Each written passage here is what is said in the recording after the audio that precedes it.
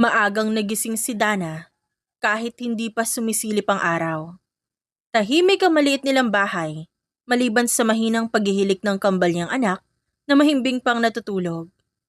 Dana, 4:00 pa lang. Magpahinga kaya muna. Bulong niya sa sarili habang nagtitimpla ng kape. Pero sanay na siya. 8 taon na siyang ganito. Lumapit siya sa higaan ng kambal at marahang hinaplos ang buhok ng mga ito. Jaren, Jason, mga anak, gising na. Umungol si Jason at yumakap pa sa unan. 5 minutes pa, Nay. Napangiti si Dana. Ang 5 minutes mo, 30 minutos. Bumangon naman agad si Jaren. Nay, tutulungan ulit kita. Hindi na anak. Ako po magwawalis ng bakuran. Napailing si Dana. Bata ka pa. Nay, lagi ka kayong pagod, kaya tutulong po ako. Natigilan siya doon. Minsan nakakalimutan niyang 7 taong gulang na ang mga anak niya. Ang sweet talaga ni Kuya, ani Jason, habang nakaupo at magulo ang buhok. Ikaw rin naman ang sweet ah. Di ako sweet. Ano ka? Pogi. Napatawa si Dana. Nako, mana yata sa nanay. Hindi, mas pogi ako. Ang yabang mo naman.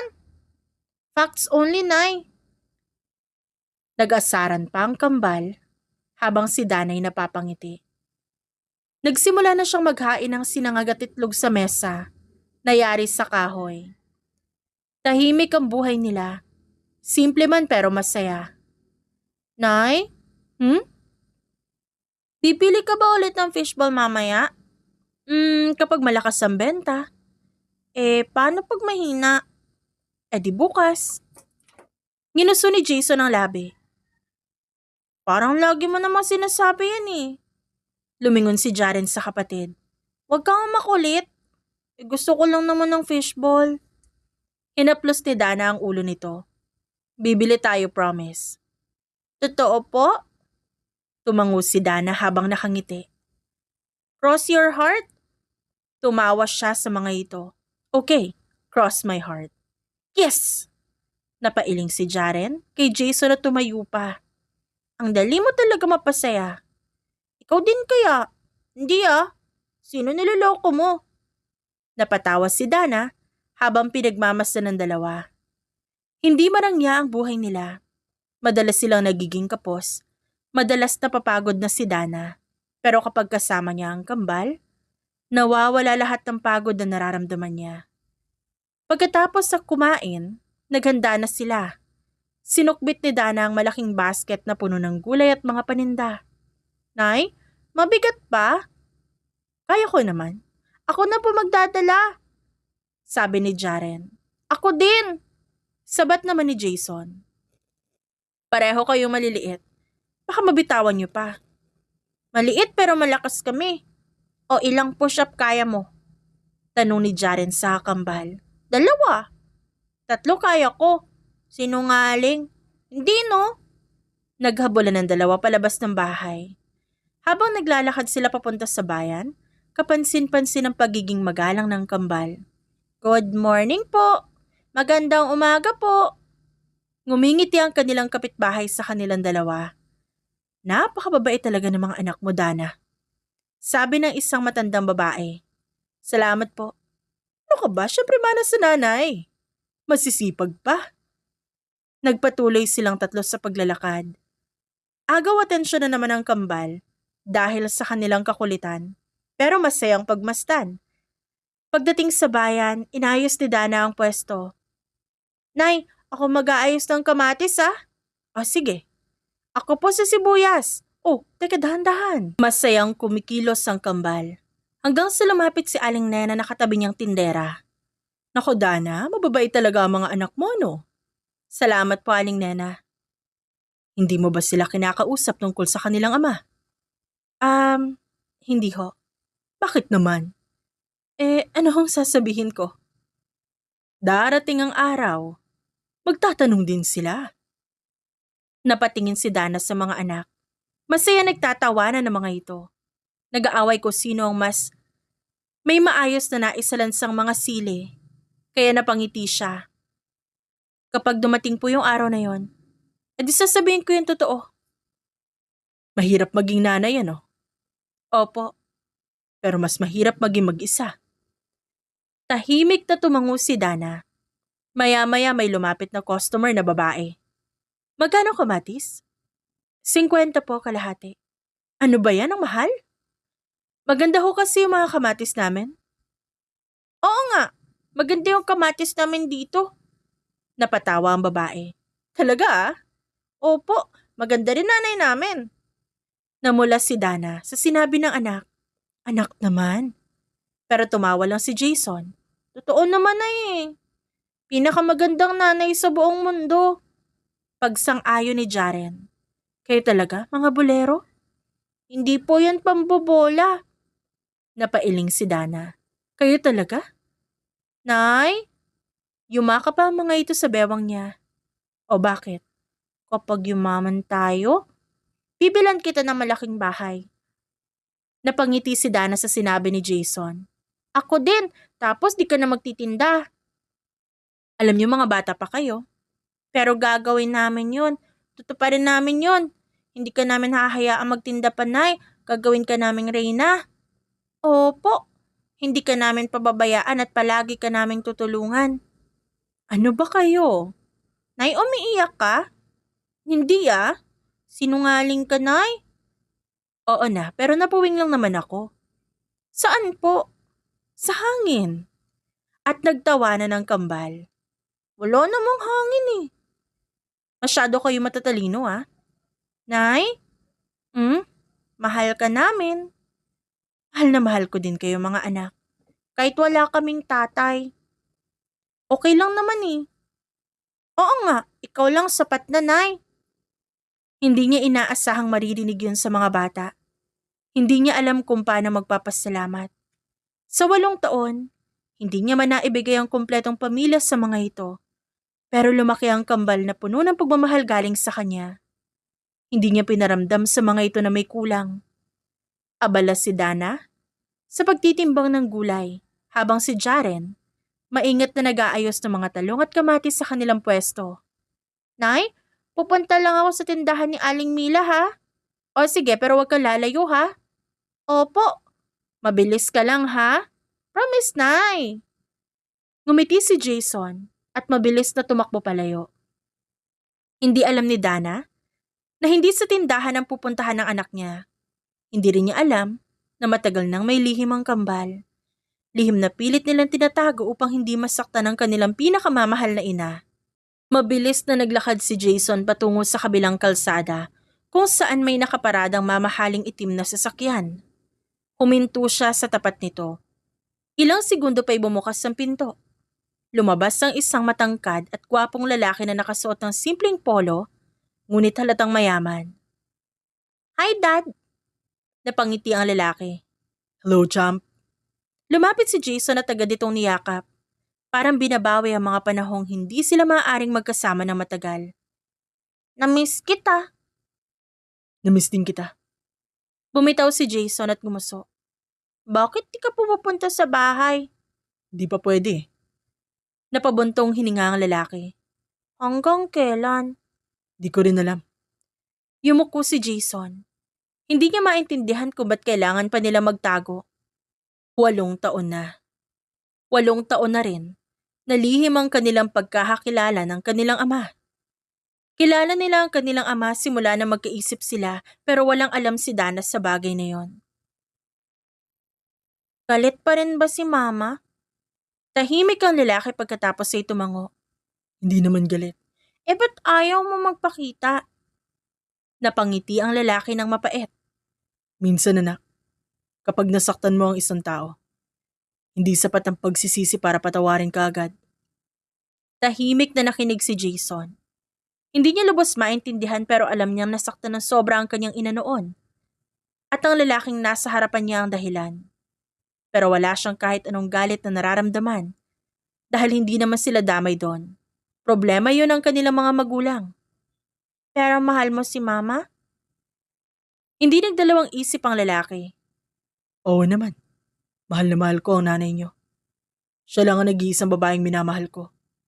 Kahit hanggang ngayon? Hanggang ngayon. Napatingin si Jason sa malayo. Si Mama din. Hindi niya sinasabi pero alam kong mahal ka din niya. Napangiti ang lalaki. Umaasa siya. Sa loob ng maraming taon, hindi nawala ang pag-asang balang araw. Mapapatawad siya ni Dana. Kumusta ang mami niyo? Mabait pa din. Madalas bang mapagod? Opo. Napayuko ang lalaki. Naninikip ang kanyang dibdib sa narinig. Si Dana na dating masiyahin. Si Dana na pinangakuan niyang aalagaan niya habang buhay. Ngayon, nagtitinda mag-isa. At siya hanggang ngayon, walang lakas ng loob na harapin ito. Jason, Po, inaalagaan niyo ba ang mama niyo? tumango agad si Jason. Opo, hindi namin siya pinapaiyak. Mabuting anak talaga kayo. Ako ang pinakamabait. Talaga? Opo, Paano yung kuya mo? masungit. At nagkatawanan silang dalawa. Ngunit maya-maya naging seryoso muli ang lalaki. Lumuhod siya upang mapantayan ang taas ng anak. Huwag niyong pababayaan ang nanay niyo Hindi po namin siya pinababayaan, kaya huwag ka po mag-alala. Kapag nga malungkot siya, niyayakap namin siya. Kapag may umaapis sa kanya, aawayin din namin ni Jaren. Huwag naman. Bakit po? Masakit yun. Napahalakak si Jason. Napangiti ang lalaki at hinaplos ang buhok ng kanyang anak. Magpapadala ulit ako ng mga kakailanganin niyo. Basta siguraduhin niyo hindi malalaman ng nanay niyo. Tumango si Jason sa sinabi ng kanyang ama at nagpatuloy silang dalawa sa pag-uusap. May binigay rin na 2 ice cream para naman kay Jaren ang isa at kagaya ng dati, umalis si Jason ng masaya habang nakatanaw ang lalaki na may ngiti sa labi. Kinagabihan sa bahay ni Dana. Katatapos lamang nilang kumain ng hapunan na niluto niya. Busog na busog ako, Nay. Sarap talaga ng adobo mo. Kahit pa ulit-ulit natin tong ulam sa buong linggo. Tumawa si Dana habang nililigpit ang mga plato. Tumango naman si Jaren. Kahit araw-araw pa, hindi ako magsasawa basta ikaw ang nagluto, Nay. Ay nako, nambobola na naman kayong dalawa. Pagkatapos maghugas ng pinggan, lumabas siya upang kunin ang mga sinampay na naiwan sa bakuran. Pagkasara ng pinto, agad na lumingon si Jaren sa kambal niyang kapatid na tila may tinatagong lihim. Pinag-cross niya ang mga braso. Nagkita kayo ni Daddy? Di oh, tumingin ka sa akin. Oo na, nagkita ulit kami. Sabi ko huwag ka pupunta mag-isa, di ba? Di naman ako nakita eh. Paano ko nalaman ni Nanay? Yumuko si Jason. Natahimik naman si Jaren. Pareho nilang mahal ang kanilang ina at alam nilang ito ang pinakamalaking lihim na kanilang tinatago sa kanya hanggang ngayon. Ano sinabi ni Daddy? Nagliwanag ang mukha ni Jason. Sabi niya mahal niya tayo. Alam naman natin yun eh. At mahal niya pa rin si Nanay. Biglang natahimik si Jaren. Matagal siyang hindi nagsalita. Habang pinagmamasdan ng kisame ng kanilang bahay na yari sa yero at kahoy, napabuntong hininga siya. Sana maging okay na sila, no? Tumabi si Jason. Ako din, gusto ko maging maayos na sila. Kung ano man yung nangyari sa kanila noon, sana mapag-usapan nilang dalawa.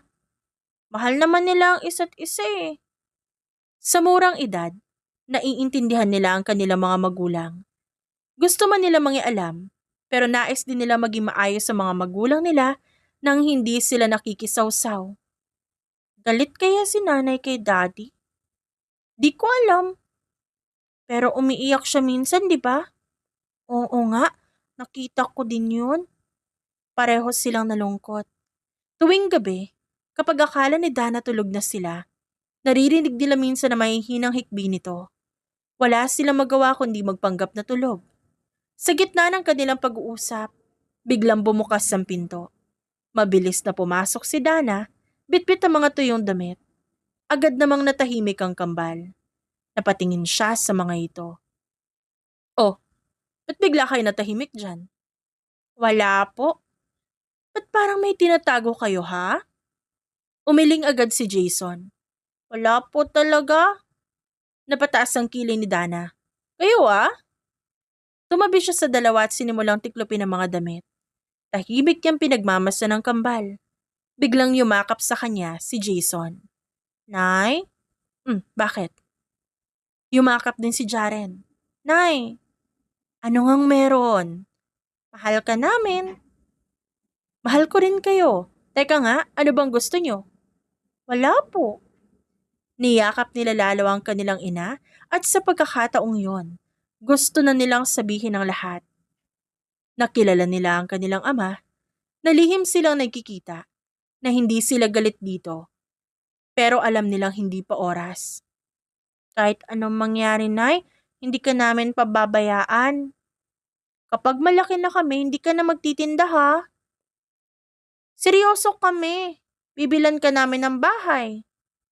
Alam niyo ang importante sa akin? Maging mabuti kayong tao. Opo, at magiging masipag kami at hindi kami magsisinungaling.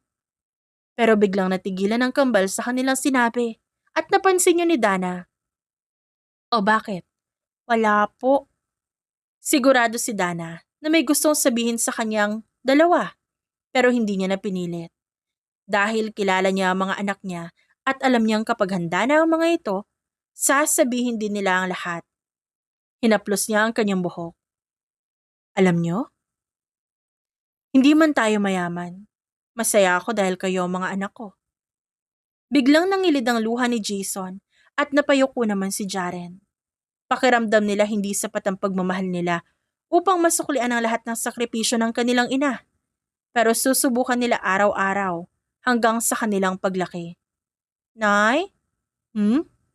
Pangako, balang araw, tutuparin namin lahat ng pangarap mo. Gaya ng sabi ko, sapat na sa akin, basta maging mabuti kayong mga tao. Gagawin namin lahat para maibigay balang araw ang mga gusto mo at gagawin namin lahat para maging masaya ka. Unti-unting nawala ang ngiti ni Dana at napalitan niyo ng luha. Tahimik siyang umiyak habang yakap ang kambal. Hindi dahil sa lungkot kundi dahil sa pasasalamat. Dahil sa kabila ng hirap, sa kabila ng pagod, meron siyang 2 anak na lumaking mababait, mapagmahal, at handang ibigay ang lahat para sa kanya. Kinabukasan, maaga siyang nagising dahil sa tila may mga batang nagbubulungan at nagpipigil ng tawa sa labas ng kanilang bahay. Napakunot noo siya. Sino na naman yung mga maaga nagkukulitan? Mabilis siyang lumabas ng kwarto at nadata ng kambal na nakatayo sa may pintuan habang nakangisi at tila may tinatagong sikreto. Nay, gising ka na! Sigaw ni Jaren. Napatingin siya sa labas at agad siyang natigilan. May 3 malalaking kahon na maayos na nakalagay sa tapat ng kanilang bahay at nakatali pa ng pulang laso. Ano to? Ewan po namin. Kibit balikat na sagot ni Jason. Tumango si Jaren bilang pagsang-ayon. Kahit alam nila kung anong laman at kung kanino galing. Baka regalo po. Napataas ang kilay ni Dana. Regalo? Kanino naman? Sa atin. Sino namang nagbigay? Secret po. Napapikit si Dana. Kayo may nililihim kayo sa akin. Lumapit siya sa mga kahon at isa-isang sinuri ang mga ito. Walang pangalan kung kanino galing. Wala ring sulat. Walang kahit anong palatandaan kung sino ang nagdala. Binuksan niya ang unang kahon. Nanlaki ang mata niya na makita ang 2 sakong bigas, kasama ang iba't ibang delata at mga grocery. Ano ba naman to? Binuksan niya ang ikalawa at may mga bagong damit na naroon. May ilan ding para sa kanya. Naku! Ang ikatlong kahon naman ay puno ng gatas, tsokolate at prutas at iba't ibang pagkain. Mas lalong napakunot ang noo niya. Sino kaya may gawa nito? Baka blessing. Blessing? Galing sa langit. At nagde-deliver na pala ang langit ngayon. Opo, express pa. Napailing si Dana. Ngunit di siya natawa ng tuluyan. Dahil hindi ito ang unang beses. Mahigit 7 taon na kung may ano-anong naiiwan sa labas ng bahay nila. Minsan grocery, minsan mga bagong damit. May mga pagkakataon pang may sobre na naglalaman ng pera. At sa tuwing nagtatanong siya sa mga kapitbahay, iisa lang ang sagot ng mga ito. Walang nakita ang mga ito at yun ang lalong nagpapagulo sa isip niya. Nay! Baka may guardian angel tayo. Alam niyo, mas naniniwala pa ako sa multo. Ayoko nun! Baka sundan ako eh. Ikaw naman kasi eh. Pero habang natatawa siya, hindi mawala ang pagtataka sa isip niya. Sino kaya ang gumagawa nito? At bakit niya ginagawa to? Nay! Buksan mo pa! Napatingin si Dana. May maliit na box.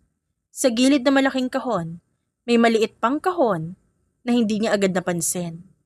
Binuksan niya yon, kaya lalo siyang natigilan. Isang pares ng sapatos at sakto sa sukat niya. Napahawak siya rito. Napangiti si Dana, pero kasunod noon ay ang pagtataka. Paano nalaman ng kung sino man ito ang sukat ng paa niya? Paano nalaman ng kung sino mang taong ito ang paborito niyang kulay? At bakit tila kilalang kilala siya nito? Nakakatakot naman. Mahina niyang sabi. Hindi nakapagsalita ang kambal. Nagkatinginan sila dahil pareho nilang alam ang sagot sa tanong ng kanilang ina. Pero nangako sila sa kanilang ama.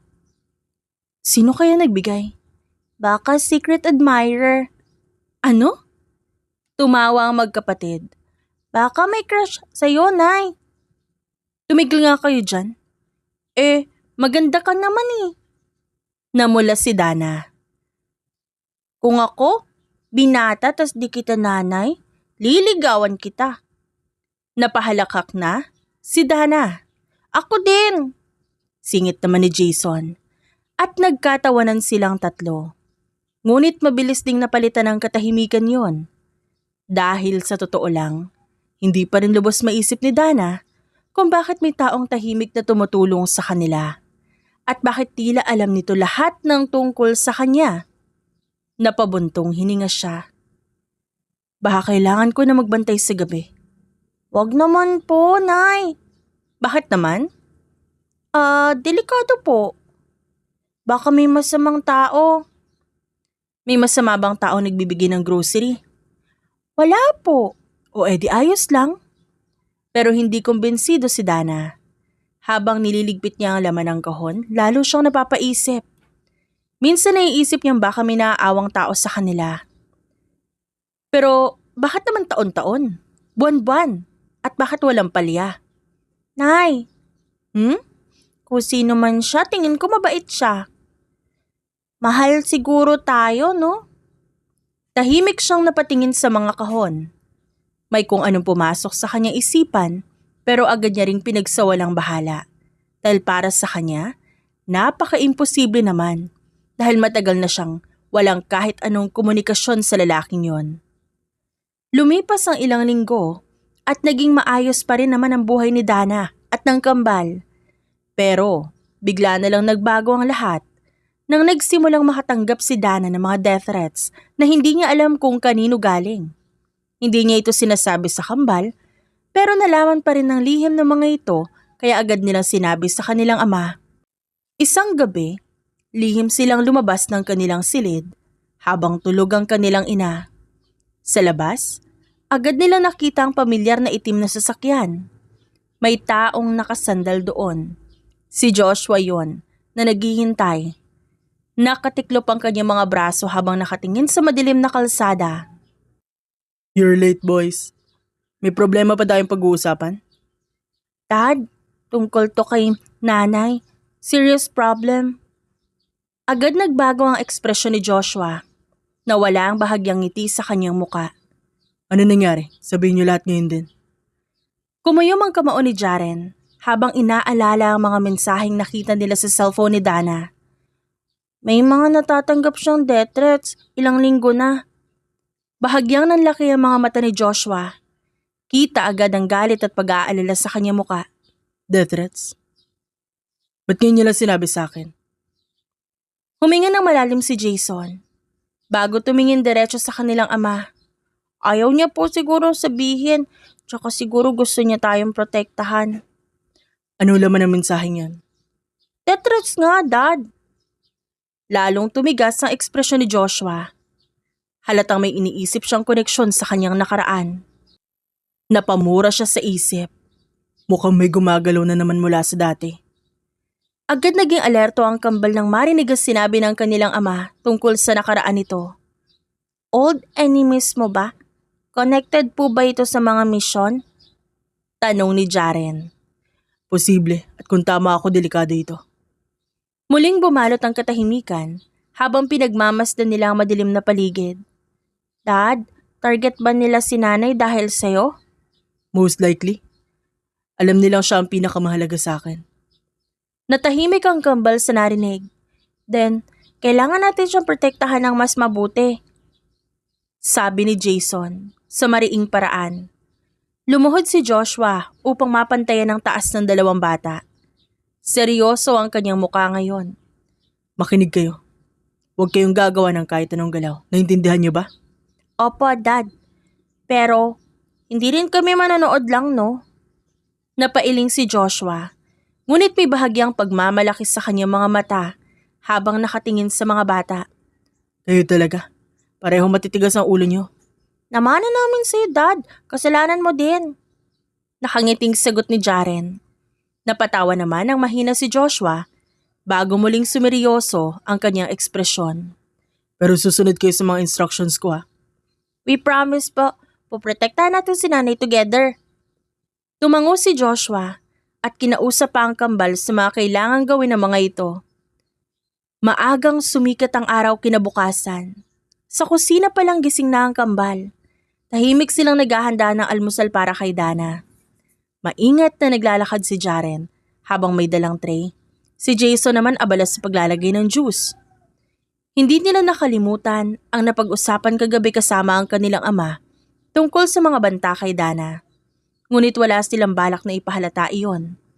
Kailangan manatiling normal ang kilos nila sa harap ng ina. Makalipas ang ilang minuto, bumukas ang pinto ng silid. Lumabas si Dana na bagong gising.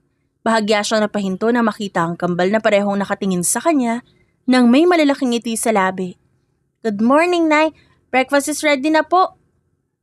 Napakurap si Dana at tumingin sa lamesa. Kumpleto ang pagkain at maayos ang pagkakahanda. Anong meron? Ba't parang sobrang sipag niyo ngayon, ha? Mabilis na nagkatinginan ng kambal bago sabay nang umiti na parang walang tinatagong lihim na kahit ano. Wala naman, Nay. Gusto lang naming tumulong today. Naglakad si Dana papuntang mesa habang nakatingin pa rin sa dalawang bata. Nagtataka siya.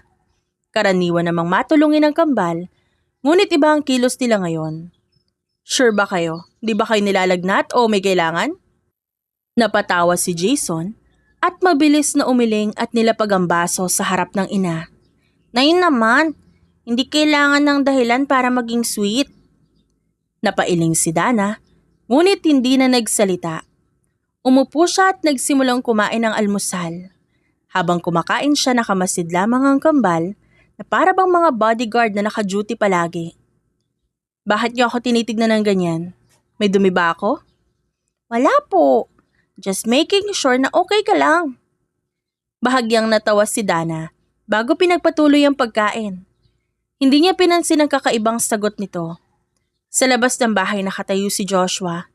Nakamasid siya sa bintana ng kusina.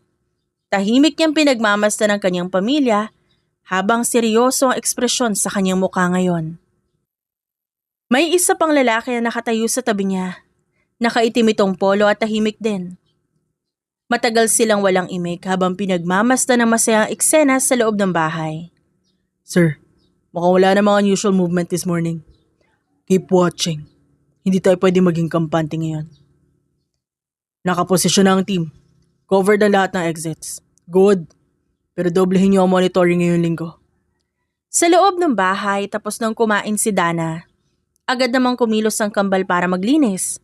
Nagulat si Dana nang maagawan siya ng plato bago pa man siya makatayo sa upuan. Hoy, ako na dyan. Kaya ko naman maghugas, ah. No, Nay. Relax ka lang. Kami na bahala.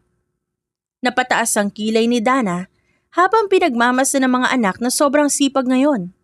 Pakiramdam niya may kung anong nangyayari ngunit hindi niya matukoy kung ano yon. Nananaginip ba ako? Kayo ba talaga to?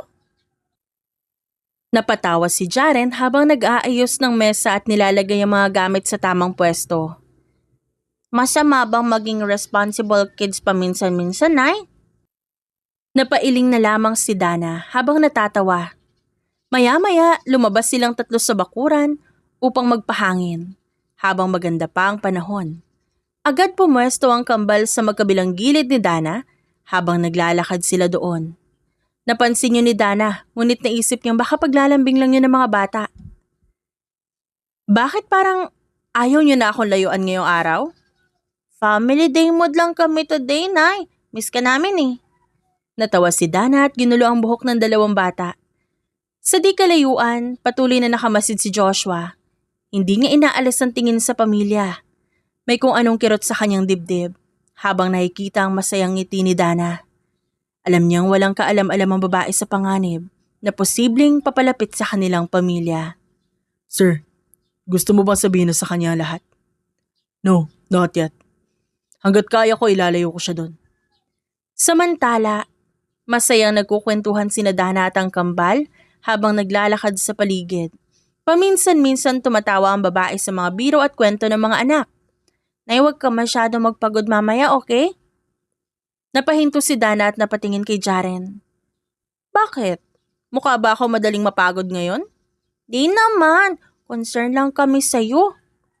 Muling ngumiti si Dana bago hinawakan ang kamay ng kambal at nagpatuloy silang maglakad. Mula sa kinatatayuan ni Joshua, nakita niya ang eksenang iyon at napangiti siya ng bahagya. Ngunit mabilis ding nawala ang ngiting iyon nang maalala ang mga banta kay Dana. Hindi siya papayag na may mangyaring masama sa kanyang pamilya kahit anong mangyari pa. Sir, we'll keep them safe. Ibigay mo lang ang utos. No mistakes. Walang dapat makalapit sa kanila kahit sino. Tumango ang lalaki bago umalis upang ipasa ang bagong utos sa buong team. Samantalang sa bakuran, patuloy lamang ang tawanan ni Dana at ng kambal. Habang masaya siyang kasama ang kanyang mga anak, lihim namang naghahanda si Joshua sa panganib. Ano man ang paparating, determinado siyang protektahan ang kanyang pamilya sa kahit anumang kapalit pa nito. Hanggang isang gabi, habang naglalakad si Dana pauwi dala ang kanyang bag, may isang puting van na biglang huminto malapit sa kanya. Doon kumunot ang kanyang noo. Hindi niya kilala ang sasakyan. Wala siyang hinihintay ngayong gabi. Bago pa siya makalayo, bumukas ang pinto ng van. Agad siyang nilapitan ng dalawang lalaki. Naramdaman niya na tila ba may mali sa paligid. Mabilis siyang umatras habang mahigpit na yakap ang kanyang bag sa takot. Anong kailangan niyo sa akin? Hindi sumagot ang mga lalaki. Sa halip, mabilis siyang nilapitan. Nagpumiglas siya habang pilit kumakawala sa kanilang mahigpit na pagkakahawak. Nanginginig siya sa takot, ngunit hindi siya tumigil sa paglaban. Pakawalan niyo ako! May mga anak ako naghihintay sa bahay! Tinakpan ng isa ang kanyang bibig gamit ang tela. Lumabo ang kanyang paningin. Habang pilit siyang sinasakay sa loob ng van, unti-unting bumigat ang kanyang katawan hanggang sa tuluyan siyang mawalan ng malay doon mismo. Makalipas ang ilang oras, marahan siyang nagmulat ng mga mata. Sumakit ang kanyang ulo at buong katawan. Nakaupo siya sa isang silya habang nakatali ang kamay. Madilim ang malaking warehouse na kinalalagyan niya. Agad siyang napatingin sa paligid. Napapalibutan siya ng mga lalaking armado. Nagsimulang bumilis ang tibok ng kanyang puso at hindi niya alam kung ba't siya naroon. Isa lamang siyang ordinaryong tindera. Wala siyang kaaway. Wala ring alam sa anumang iligal na gawain sa lugar. Bakit niyo ako dinala dito? Wala akong pera kung yan ang kailangan niyo. Nagkatinginan ng ilang lalaki bago marahang tumawa.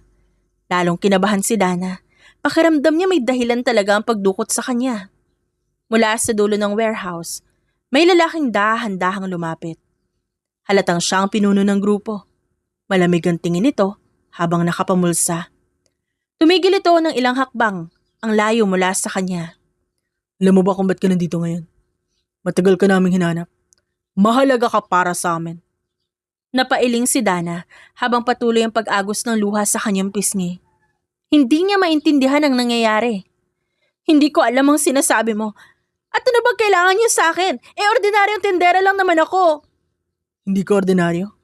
Ikaw ang kahinaan ng isang taong matagal na naming hinahanap. Napatigil si Dana. Kumunot ang kanyang noo habang pilit inuunawa ang bawat salita. Hindi niya alam kung sinong tinutukoy ng lalaki. Sino sinasabi mo? Wala akong alam. Kung may problema kayo, wag niyo akong idamay.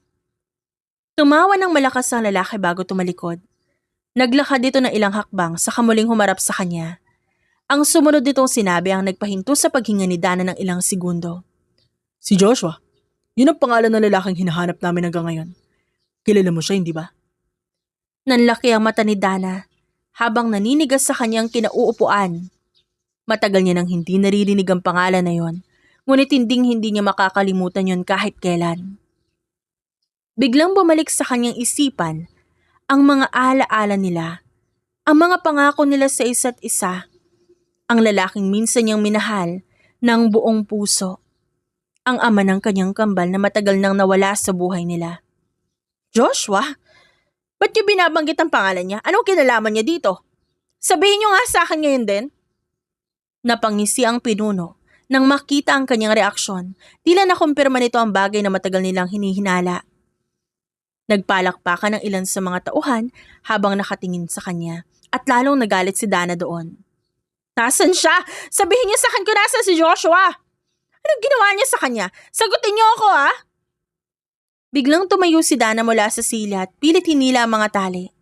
Namula ang kanyang mga pulso sa sobrang diin. Ngunit patuloy siyang nagpumiglas. Lumapit agad ang dalawang tauhan upang pigilan siya. Ngunit mas lalo lamang siyang nagwala. Sinipa niya ang isa at binangga ang isa pagamit ang kanyang balikat habang nakatali pa rin. Pakawalan niyo ako! Kailangan ko makita ang mga anak ko agad-agad! Nainis ang pinuno ng grupong yon sa kanyang pagwawala. Nagbigay ito ng senya sa mga tauhan. Agad siyang hinawakan ng tatlong lalaki at pilit binalik sa silya habang patuloy pa rin siyang sumisigaw at lumalaban. Hindi niya alintana ang sakit sa katawan. Ang nasa isip niya lamang ay sina Jaren at Jason. Baka naghahanap na ang mga ito. Baka umiiyak na ang kambal dahil hindi siya nakauwi. Pakiusap, huwag niyo akong ilayo sa mga anak ko. Wala silang ibang kasama. Sandaling nanahimik ang warehouse. Ngunit walang nakitaan ng awa ang mga lalaking nakapaligid sa kanya. Sa halip, malamig lamang sila nakatingin habang naghihintay ng susunod na utos ng kanilang leader. Kung gusto mo mabuhay, sabihin mo lahat ng alam mo tungkol kay Joshua simula ngayon mismo. Napaiyak na lang si Dana at umiling. Ilang taon nang wala si Joshua sa buhay nila. Kahit siya hindi alam kung nasa nito, wala siyang may bibigay na impormasyon. Wala akong alam, matagal ko na siyang hindi nakikita. At hindi naniwala ang pinuno. Bigla nitong sinuntok ang mesa sa tabi niya. Umalingaw-ngaw ang malakas na tunog sa buong warehouse. Lalo siyang napaatras sa kanyang kinauupuan dahil sa takot. Sinungaling ka. Walang babaeng makakalimot sa ama ng kanyang anak. May tinatago ka sa amin. Bago pa siya makasagot, isang malakas na suntok ang tumama sa kanyang tiyan. Napasinghap siya sa sakit habang yumuyuko. Kasunod nito ay isa pang hampas sa kanyang balikat na lalong nagpaluha sa kanya. Hinihingal na si Dana. Nanginginig ang kanyang buong katawan. Ramdam niya ang bawat sakit. Ngunit mas masakit isipin na hindi niya alam kung makakauwi pa ba siya. Totoo ang sinasabi ko. Hindi ko alam kung nasan si Joshua ngayon. Maniwala kayo sa akin. Muling nagkatinginan ng mga miyembro ng sindikato. Hindi malinaw kung naniniwala sila o hindi. Habang dumadaloy ang luha sa kanyang pisngi, tahimik siyang nanalangin para sa kanyang kaligtasan at para sa kanyang mga anak na naghihintay sa kanya. Talagang wala kang alam? Yan ba ang kwentong gusto mong paniwalaan namin ngayong gabi? Napayuko si Dana. Paulit-ulit ko na sinasabi, di ba? Hindi ko alam kung nasan si Joshua ngayon. Matagal na akong walang balita sa kanya. Nakangising lumapit ang isa sa mga tauhan. Bigla nitong hinawi ang buhok ni Dana at marahas yung hinila. Napangiwi siya at kusang tumulo ang kanyang mga luha. Napakagat si Dana sa labi upang pigilan ang hikbi. Ayaw niyang makita nilang mahina siya. Hindi ka alis dito hanggat di namin nakukuha ang kailangan namin impormasyon tungkol kay Joshua. Maliwanag ba? Mariing umiling si Dana. Nagliyab ang galit sa kanyang dibdib. Paano ko sasabihin ng hindi ko alam? Ilang taon ko na siyang hindi nakikita, naiintindihan ba ninyo yon? Tumalim ang tingin ng pinuno. Agad itong nagbigay ng senya sa dalawang tauhan. Walang pag-aalinlangan lumapit ang mga ito at sinimulang kalagan ang kanyang tali. Saglit na umasa si Dana na pakakawalan siya. Ngunit mabilis na napawi yon nang marahas siyang itayo at itulak sa gitna ng warehouse. Kapag di ka nagsalita ngayon tungkol kay Joshua, papatayin ka namin. Namumugto na ang mga mata ni Dana sa kakaiyak. Masakit na ang kanyang pulso dahil sa pagkakatali at nanginginig ang buong katawan niya dahil sa takot. Hindi niya nga alam kung anong oras na. Ang alam lang niya, gusto niya na makita ang mga anak niya. Paulit-ulit niya ibinubulong ang pangalan ng kanyang kambal habang patuloy ang pag-agos ng luha sa kanyang muka. Tumahimik ka. Napapikit si Dana ng malakas. Takot na takot siya. Hanggang sa biglang umalingaw-ngaw malakas na tunog mula sa malaking pinto ng warehouse. Doon napalingon ang lahat. Bumukas ang bakal na pinto at bumungad ang 3 figura sa dilim. 2 batang lalaki at isang matangkad na lalaki sa likuran nila. Nanlaki ang mata ni Dana. Jared? Jason? Hindi siya makapaniwala. Nakatayo ang kambal sa may entrada. Parehong seryoso ang muka. Walang inosenteng ekspresyon na nakasanayan niyang makita. At sa likuran ng mga ito ay si Joshua. Nakatitig ito sa mga lalaking dumukot kay Dana. Malamig ang tingin nito. Nanay, don't worry, nandito na po kami. Napatingin ng mga sindikato sa isa't isa bago sila nagtawanan. Mga bata lang pala. Mukhang naligaw kayo ah. Umalis na kayo dito bago pa kayo masaktan. Dahan-dahang naglakad si Joshua papasok. Last warning, pakawalan niyo ang asawa ko. Nagkatinginan ng mga lalaki bago muling nagtawanan. Kung hindi, Tumigil si Joshua pagkatapos ay ngumiti. Ngunit hindi yun masayang ngiti. Ngiti yun ng isang lalaking paubos na ang pasensya. then you chose the hard way.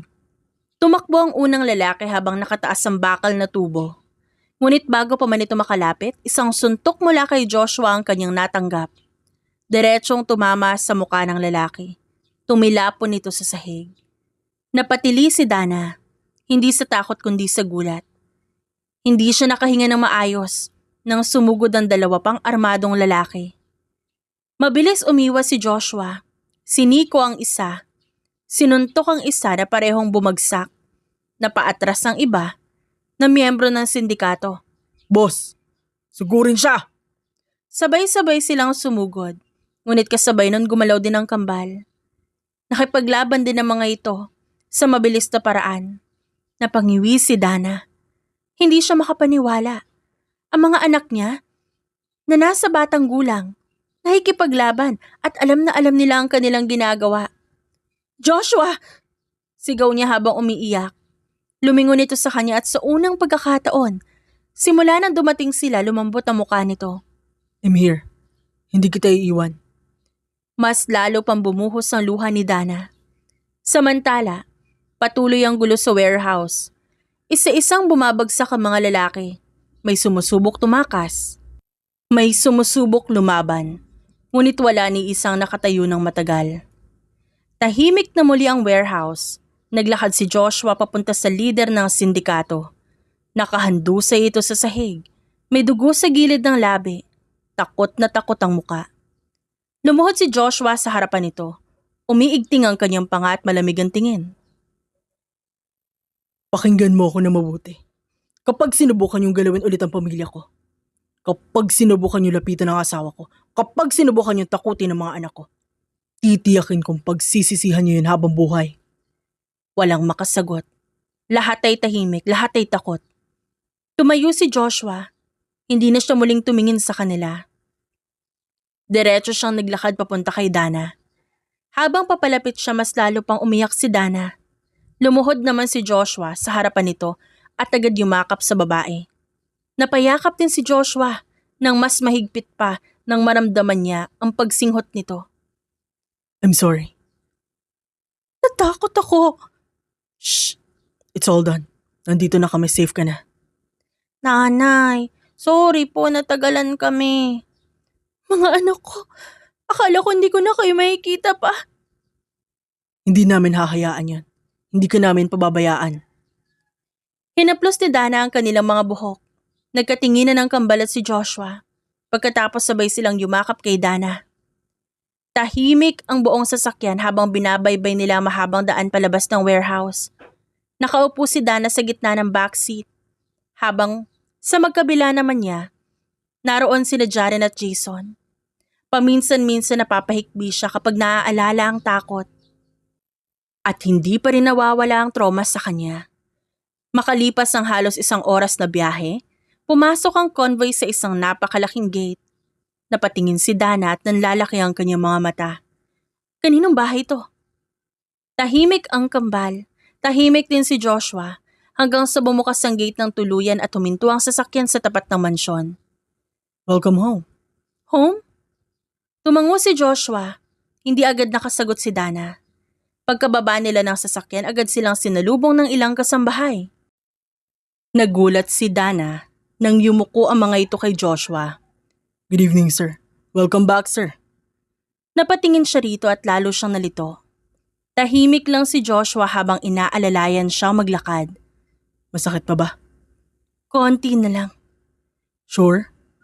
Tumango siya at maya-maya nakapasok na sila sa loob ng mansyon. Mas lalo siyang namangha. Napakataas ng kisame. Napakalawak ng sala. May grand staircase. May malalaking chandelier. May mga mamahaling dekorasyon kung saan-saan. Dana, magpahinga ka muna. Tumango siya at hindi na nakapagtalo pa. Pagod na rin ang kanyang katawan. Dinala siya ng isang kasambahay sa isang silid. Pagbukas pa lamang ng pinto, muli siyang natulala. Napakalaki ng kwarto. Mas malaki pa yata kesa sa buong inuupahan niyang bahay noon. May king-size bed, may malaking bintana, may malaking sofa, may sariling sala, may walk-in closet. Pagkaupo niya sa kama, tuluyan na namang bumuhos ang kanyang luha. Lahat ng nangyari unti-unting nagsisink in sa kanya. Napahawak siya sa muka at muli siyang napaiyak. Hindi nagtagal bumukas ang pinto. Pumasok sina Jaren at Jason. Nanay! Agad silang tumakbo palapit. Agad silang niyakap ni Dana. Mahal na mahal ko kayo. Mahal ka din namin. Ilang minuto silang nanatiling magkakayakap hanggang sa muling bumukas ang pinto. Pumasok si Joshua. May hawak itong tray ng pagkain at gamot. Napatingin si Dana. Nilapag ni Joshua ang tray sa mesa. Kumain ka muna. Tahimik na pinagmasdan ni Dana si Joshua at doon niya napansin na may pasa sa gilid ng panga nito. May sugat din sa braso, bahagyang punit ang manggas. Bakit hindi mo ginamot? Okay lang yan. Okay lang? Kinuha niya ang first aid kit na nasa mesa. Naglakad siya papunta rito. Nagulat naman ang kambalat na patingin sa isa't isa at agad silang napangiti. Tila ba kinikilig ang dalawa? Hindi man nila sabihin, matagal na nilang hinihiling ang eksenang yon. Ang makita ang nanay nila at ang daddy nila na magkasama at ngayon nangyayari ang lahat ng ito sa kanilang harapan. Umupo si Joshua sa gilid ng kama habang nakatayo si Dana sa harapan nito. Kailangan linisin to. Dana. Quiet please. Huwag kang gumalaw. Dahan-dahang nilinis ni Dana ang sugat ng lalaki. Napapangiwi naman si Joshua sa isang tabi. Masakit. Daddy, takot ka pala sa ganyan? Tawag ni Jason sa ama. Hindi ako takot. Sabi mo dati di ka nasasaktan. Lalong napangiwi si Joshua habang si Dana naman ay napapailing. Hindi niya mapigilang mapangiti ng bahagya at napansin niyo ng lalaki. Hindi na siya nagsalita pa. Ngunit di niya maalis ang tingin sa mukha ni Dana. Parang ayaw mawala ang ngiting yon. Matapos malagyan ng gamot ng sugat, tumayo na ang babae. Ngayon kailangan ko kayong kausapin. Kailangan niyong magpaliwanag. Nagkatinginan ng tatlo sa isa't isa at alam niya ang tingin na yon. Wala nang ligtas sa mga bata sa kanilang ina. Napahalukip-kip si Dana. Tumingin muna kay Jaren, pagkatapos ay kay Jason at sa wakas kay Joshua. Nanay, tahimik muna kayo. Mahal ko kayo, pero gusto ko malaman kung ba't marunong na kayo makipaglaban. Ang bata-bata niyo pa? Tahimik lamang ang kambal. Pagkatapos napatingin sila kay Joshua. Si Joshua naman, nakatingin lang kay Dana at alam niya sa kanyang isipan na dumating na ang oras para sabihin ang lahat. Karapatan ni Dana na malaman ang katotohanan. Nasa balkonahe si Dana, nakatanaw sa madilim na kalangitan. Mabagal namang lumapit si Joshua. Dana, pwede ba tayo mag-usap? Nakikinig ako, Joshua. Sabihin mo lahat ng gusto mong sabihin. Napayuko ang lalaki habang nahakuyom ang kanyang kamao. Halatang nahihirapan siyang ilabas sa mga salitang matagal niyang kinimkim. Alam ko ang ginawa nila sa'yo noon. Nalaman ko lahat. Bahagyang natigilan si Dana. Kahit alam niyang darating ang usaping yon, masakit pa rin sa kanya na balikan ang lahat. Nalaman ko kung paano kanila pinagbantaan at pinalayo sa akin. They manipulated everything. They destroyed years of our lives, Dana. Bahagyang yumuko si Dana habang pinakikinggan ang panginginig ng boses ng lalaki na nasa kanyang harapan ngayon. Joshua, tapos na yan. Matagal na lumipas sa mga taon. No, hindi sapat yon. Hindi mabubura ang ginawa nila sa'yo. Kasalanan ko. Hindi kita naprotektahan noon, Dana. Wala kang kasalanan doon. Hindi mo alam ang ginawa nila sa akin. Napailing si Joshua at napatawa ng mapait. Hindi niya kayang patawarin ang sarili ng ganun kadali. Sa isip niya, dapat naroon siya para kay Dana. Noong mga panahong mag-isa itong lumalaban sa lahat. Kung sana nalaman niya agad ang ginawa ng kanyang mga magulang kay Dana noon. Kung paano pahirapan at pagsalitaan ng kung ano-ano si Dana. Sana hindi umalis si Dana. Sana hindi sila nagkahiwalay. Habang ikaw nahihirapan, wala ako. Habang umiiyak ka, wala ako. Joshua, please. Huwag mo akuin ang kasalanan na hindi mo ginawa. Tsaka tapos na yon. Mabilis siyang tumingin kay Dana. Namumula ang kanyang mga mata dahil sa matinding emosyon. Napahinga ng malalim ang babae habang hinawakan ng isang kamay niya. Bahagya pang nagulat si Joshua sa ginawa nito. Nandito na tayo ngayon. Hindi ba yan ang mahalaga? Napayuko si Joshua habang nakatitig sa kamay nila magkahawak. I missed many birthdays. I missed a lot of memories. Missed a lot of years kasama kayo. Hindi na natin mababalikan ang nakaraan, Joshua. Pero mahalaga ang kung ano meron tayo.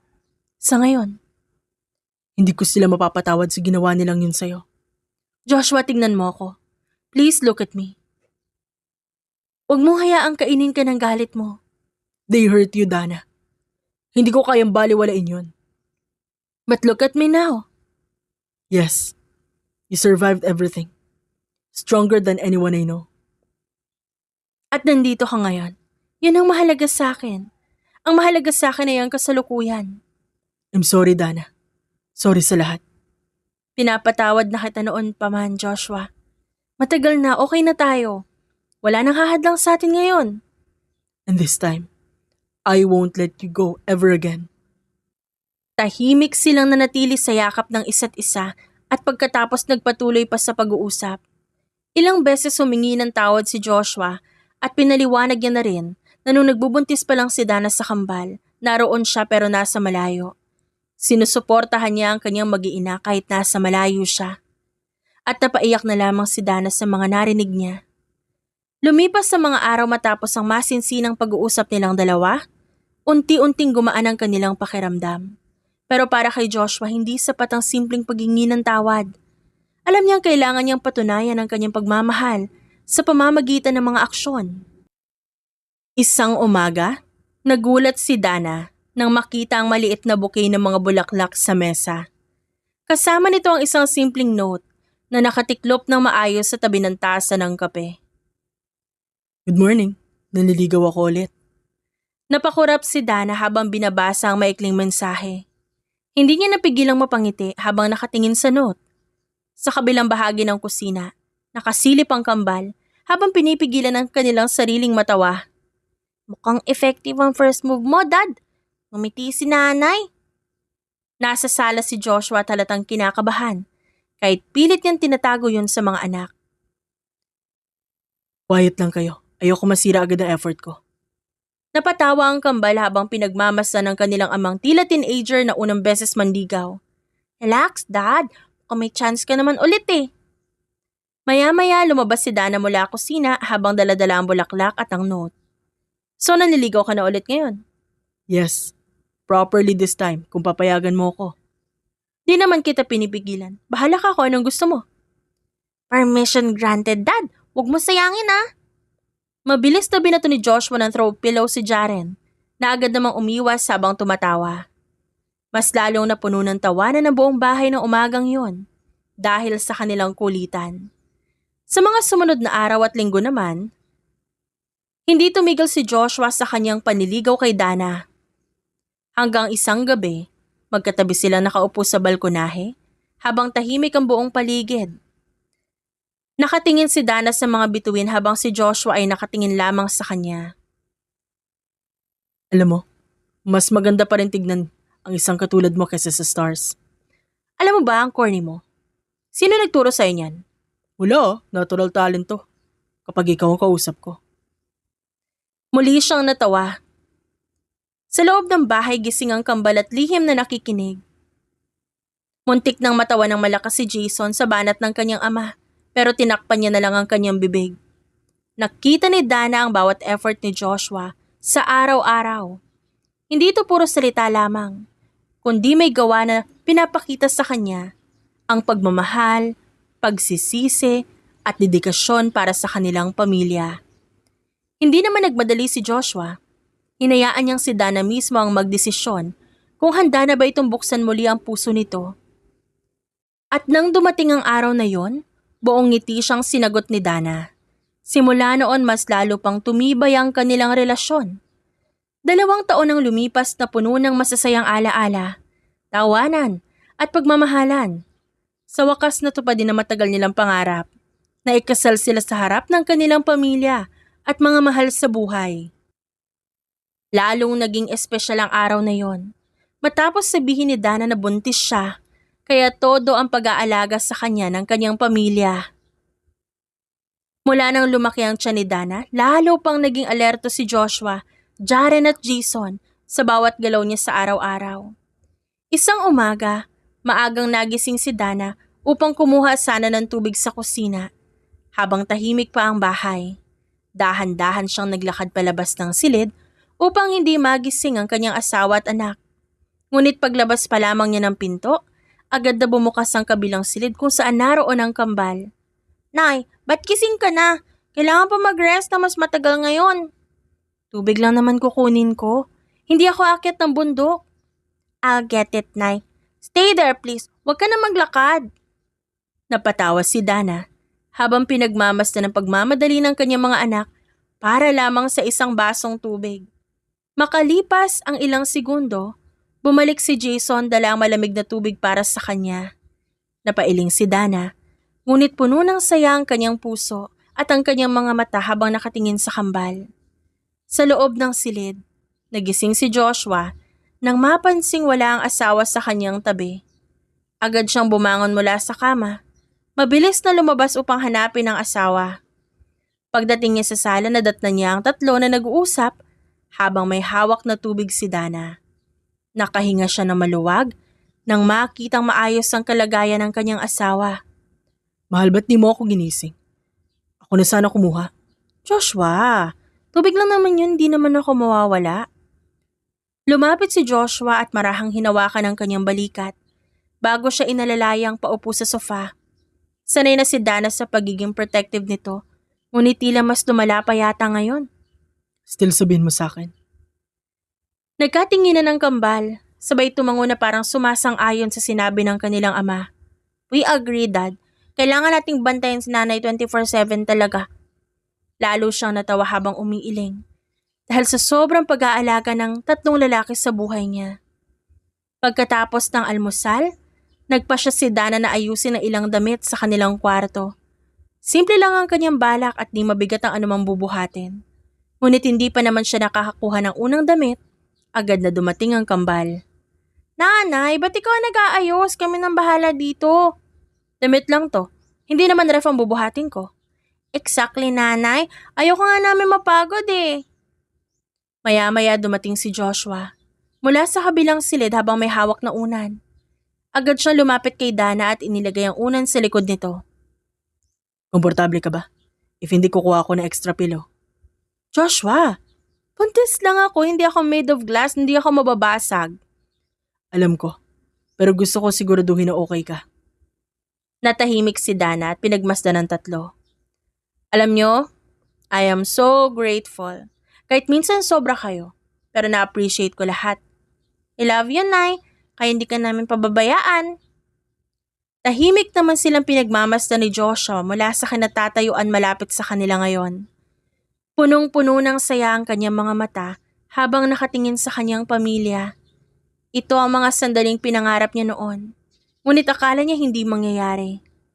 Makalipas ang ilang buwang paghihintay, dumating din ang araw na matagal nang inaabangan ng buong pamilya.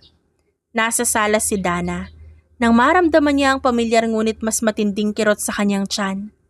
Nung una akala niya normal lang yun. Ngunit mayat maya ang pagsakit. Napahawak na siya sa gilid ng sofa. Hindi naman nagtagal agad siyang napansin ni Joshua mula sa kabilang bahagi ng sala. What's wrong? Joshua, I think it's time. Manganganak na yata ako. It's time? Ngayon na? Sigurado ka ba talaga? I'm pretty sure. Hindi lang to simpleng stomach ache. Mama, okay ka lang? Tanong ni Jason at napatingin sa ama. Dad, ba't parang ikaw manganganak?